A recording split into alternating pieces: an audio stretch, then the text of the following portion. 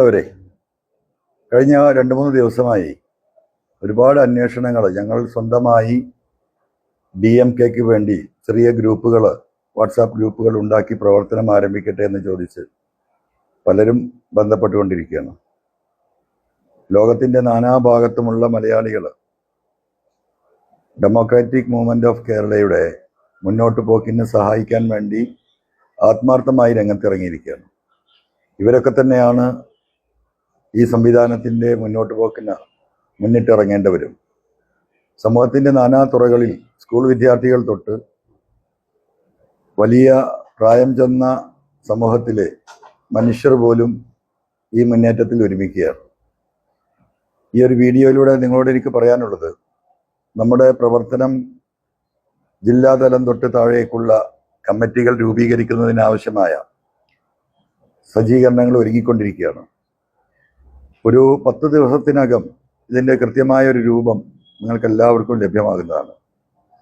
അതുവരെ കാത്തു നിൽക്കാതെ നിങ്ങൾ ഓരോരുത്തരും നിങ്ങൾക്ക് നിങ്ങളുടെ ഫ്രണ്ട് സർക്കിളിൽ, നിങ്ങളുടെ ബന്ധു സർക്കിളിൽ, നിങ്ങളുടെ സൊസൈറ്റിയിലൊക്കെ ഒരു DMKയുടെ ആ പ്രദേശത്തിൻ്റെ പേരിട്ടുകൊണ്ട് ഗ്രൂപ്പുകൾ നിങ്ങൾക്ക് ആരംഭിക്കാവുന്നതാണ്. ആ ഗ്രൂപ്പുകളിൽ ആളുകളെ നിങ്ങൾക്ക് ചേർക്കാവുന്നതാണ്. അവരുടെ അഭിപ്രായങ്ങൾ നിങ്ങൾക്ക് സ്വരൂപിക്കാവുന്നതാണ്. അങ്ങനെ ചെറു ഗ്രൂപ്പുകളായി 10,000-കണക്കിന് ഗ്രൂപ്പുകളെ നമ്മൾ 1-2 ആഴ്ചക്കുള്ളിൽ ഇതിനെല്ലാം കമ്പൈൻ ചെയ്തുകൊണ്ട് നമ്മൾ ദേശീയ തലത്തിലും അന്തർദേശീയ തലത്തിലുമുള്ള മലയാളികളുടെ വിവിധ ഗ്രൂപ്പുകൾ ജോയിൻ ചെയ്ത് അതിന് ഒരു കമ്മിറ്റി സംവിധാനങ്ങൾ ഉണ്ടാക്കി ഈ പ്രവർത്തനവുമായി നമ്മൾ മുന്നോട്ട് പോവുകയാണ്.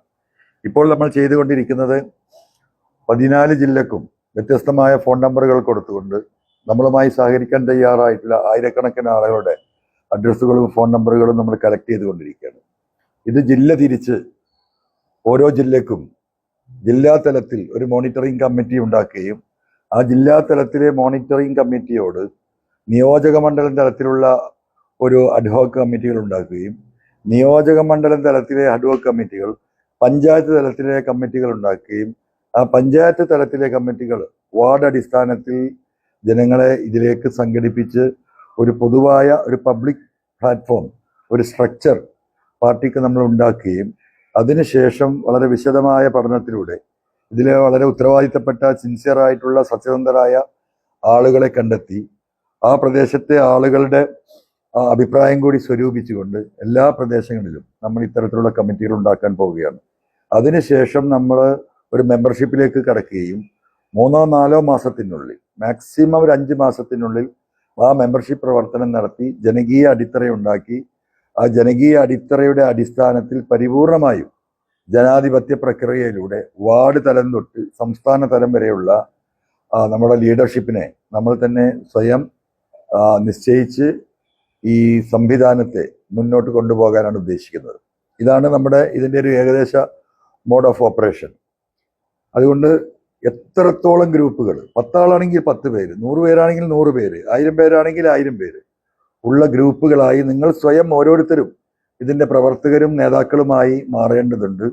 നമ്മൾ ഉയർത്തിയ സമൂഹത്തിൻ്റെ മുന്നിൽ കൊണ്ടുവന്ന നമ്മുടെ അഭിപ്രായങ്ങളോട്, നമ്മുടെ വിമർശനങ്ങളോട് യോജിക്കുന്ന എല്ലാവർക്കും, കക്ഷി രാഷ്ട്രീയത്തിന് അതീതമായി മതജാതി വ്യത്യാസമില്ലാതെ സമൂഹത്തിൻ്റെ നന്മ ആഗ്രഹിക്കുന്ന എല്ലാവർക്കും ഇതിൽ ജോയിൻ ചെയ്യാവുന്നതാണ്. അതുകൊണ്ട് ഈ ഒരു രീതിയിലുള്ള ഒരു പ്രവർത്തനമാണ് ഈ 1-2 ആഴ്ച നമ്മൾ നടത്താൻ ഉദ്ദേശിക്കുന്നത്. അതിനുശേഷമുള്ള അപ്ഡേഷനുകൾ ജനങ്ങളിലേക്ക് നമ്മൾ എത്തിക്കുന്നതായിരിക്കും. അതുകൊണ്ട് ഇത്രയും ആത്മാർത്ഥമായി നമ്മൾ പറയാതെ തന്നെ ആയിരക്കണക്കിന് ഗ്രൂപ്പുകൾ നമ്മുടെ നാട്ടിലും പ്രത്യേകിച്ച് വിദേശ രാജ്യങ്ങളിലും പ്രവാസികൾ അടക്കം ഇതിന് മുന്നിട്ടിറങ്ങിയിരിക്കുകയാണ്.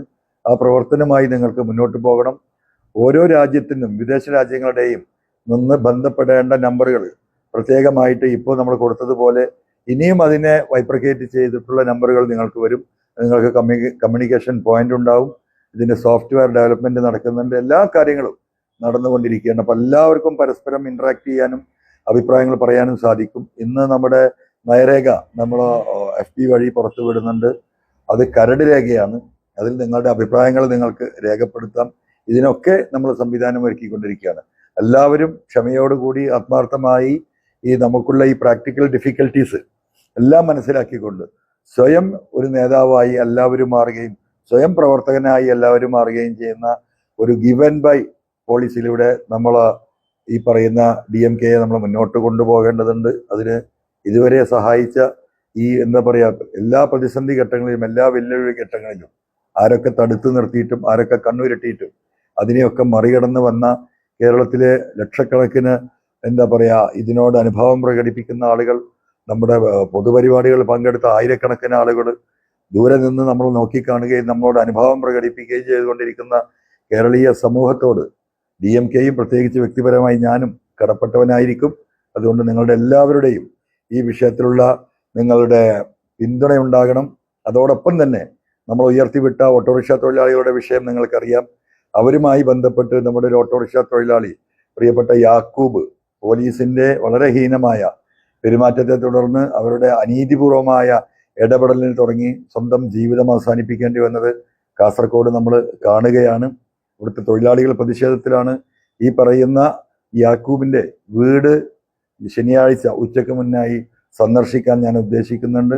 അതുകൊണ്ട് സമാന മനസ്കരായ ആളുകൾ ഈ വിഷയത്തിൽ കാസർഗോഡ് ഞാൻ എത്തുമ്പോൾ യാക്കൂബ് കുടുംബവുമായി സഹകരിച്ച് അവർക്കൊരു വീടുണ്ടാക്കി കൊടുക്കേണ്ട, ഒരു അത്താണി ഉണ്ടാക്കി കൊടുക്കേണ്ട ഉത്തരവാദിത്തം DMKക്കുണ്ട്. ആ DMK നിങ്ങളെല്ലാം വിശ്വസിച്ചുകൊണ്ട് ആ ഉത്തരവാദിത്തം ഏൽക്കുകയാണ്. അപ്പം അതുമായി ബന്ധപ്പെട്ട കാര്യം യാക്കൂബിന്റെ വീട് കുടുംബത്തെ സന്ദർശിച്ചതിന് ശേഷം നമ്മൾ വിവരിക്കുന്നതാണ്. അതുമായി നിങ്ങളൊക്കെ സഹകരിക്കണമെന്ന് സ്നേഹപൂർവ്വം അഭ്യർത്ഥിക്കുകയാണ്.